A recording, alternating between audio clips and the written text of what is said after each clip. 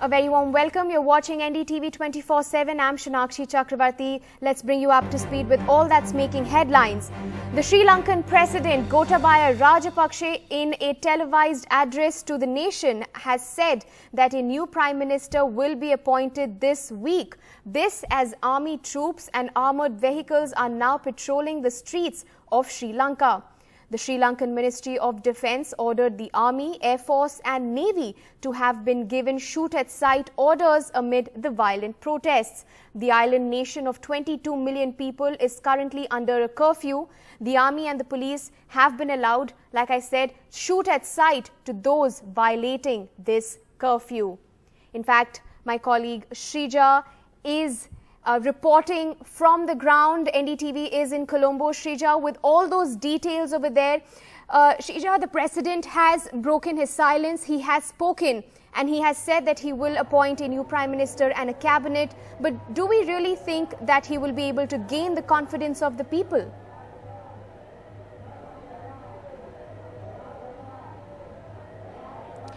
Well, from the start, what we have been witnessing in the Sri Lankan uprising is that one of the major demands of the citizens, the tax-paying citizens, have been, the resignation of Gotabaya Rajapaksa, which has not happened till today. What we did, of course, see on Monday was Mahinda Rajapaksa, in fact, stepping down from the post of Prime Minister, but clearly nothing changed. We clearly did not see protests simmering down because, for example, where we are reporting from at this point in time, now this particular place is called the Golf Face. Now that's the roundabout what you see, but right behind me you see is a battalion of police. There is army on ground. There's a huge barricading that's been put up over here. They have also formed a human chain of sorts. This is the police and the army itself. This is to ensure, because just a few meters away from here is the official residence of the President Gotabaya Rajapaksa. So to ensure that the protesters do not breach this particular point.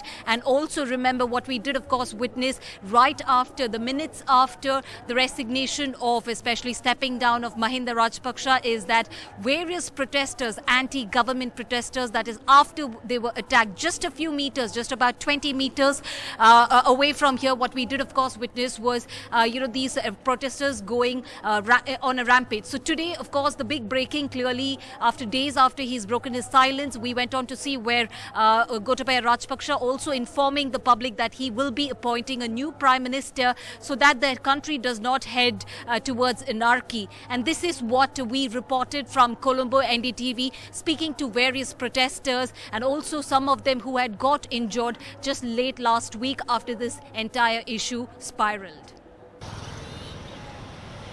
The Sri Lankan army patrolling the streets of Colombo. While an eerie calm descended across the island nation,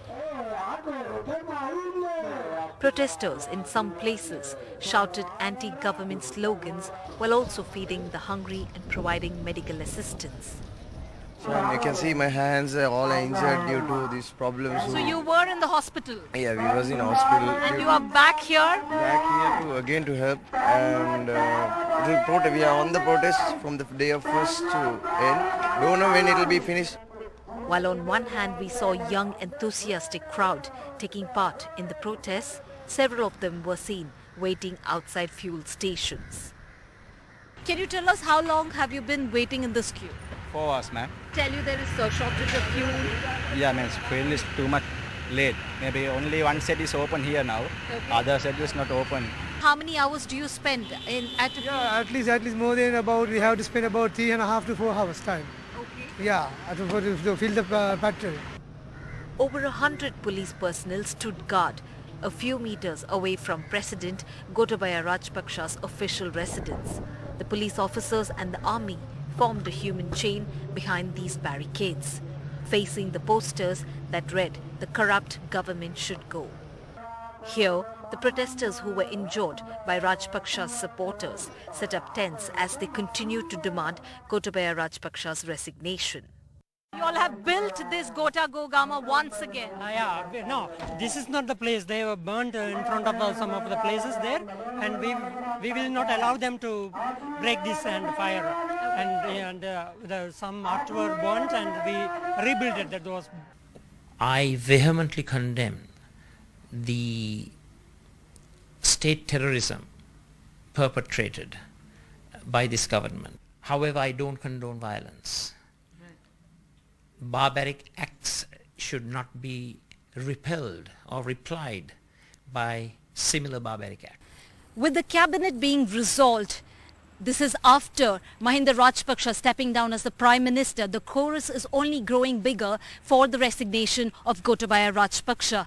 In fact, the country is sinking in multiple issues. We continue to see people standing in long queues outside fuel stations. There was no fuel today when we saw and reported on ground.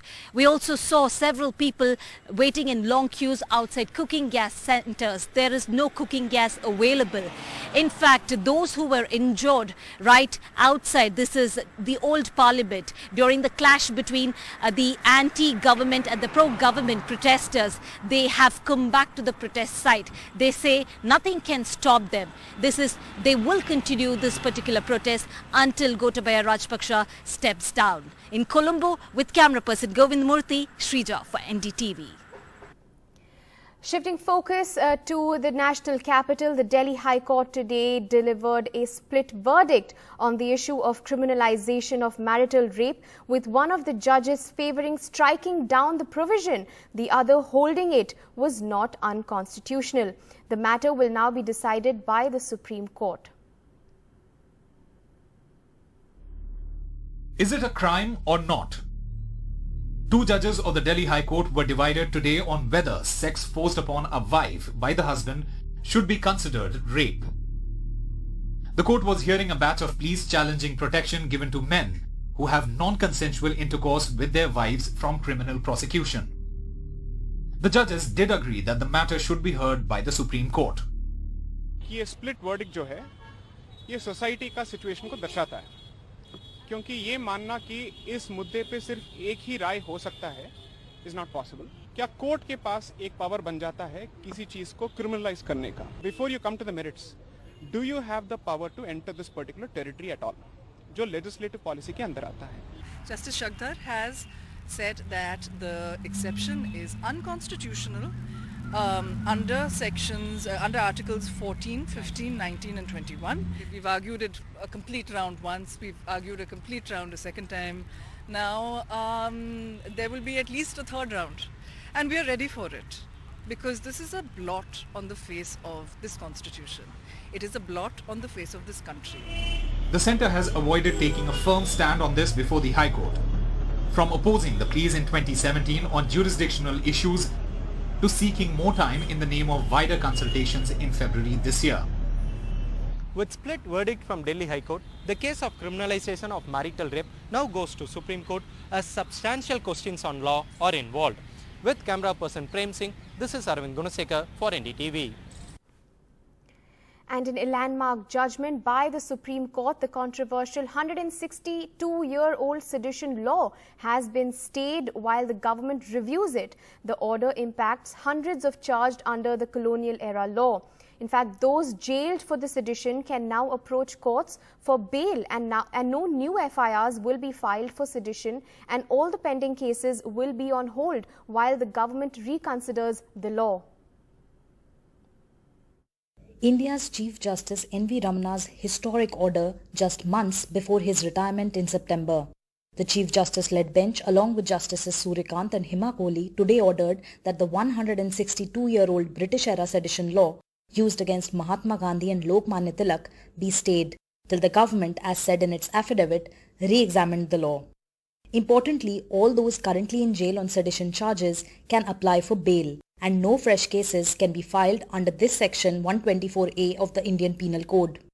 Solicitor General Tushar Mehta argued vociferously in court today against the sedition law being stayed. He said that future sedition FIRs should be allowed, but after scrutiny by SP-level police officer or above.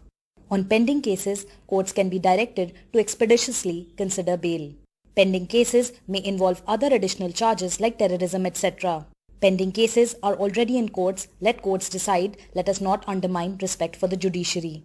The petitioners, including a retired general, the Editors Guild of India and TMC MP Mahua Moitra's lawyers, argued against the centre's stand, saying the law must be struck down by the court or put in abeyance.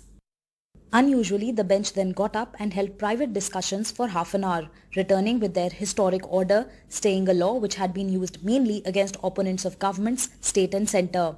With the Chief Justice saying, it is clear that the centre agrees that rigors of sedition are not in tune with current situation. The law was intended for when the country was under colonial law.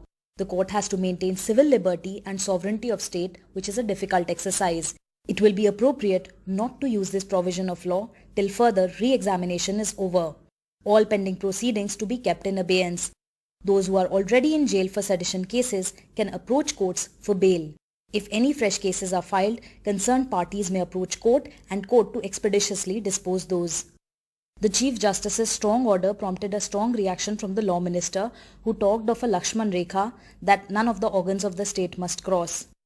We respect the court, we respect the independence of the court, but there are things which is called Lakshman Rekha. All the organs of the state must respect each other. A clear-cut message has gone today to suppressors and subjugators of public opinion, of dissent. Today's order was greeted with relief across the country, and the first impact of the Supreme Court's order came ironically against a Congress government when the Jodhpur bench of the Rajasthan High Court stayed the arrest of TV journalist Aman Chopra, saying no FIRs could now be registered under Section 124A.